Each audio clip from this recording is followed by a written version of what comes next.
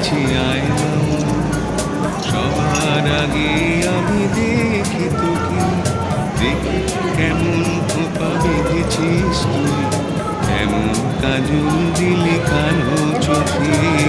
আয় খোকা, আয় খোকা।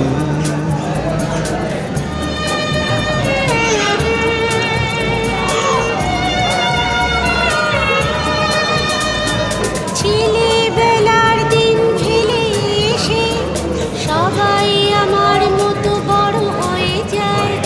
জানি না কজনে আমার মতন মিষ্টি সে পিছু ডাক শুনতে যে পায়। আয় খোকা,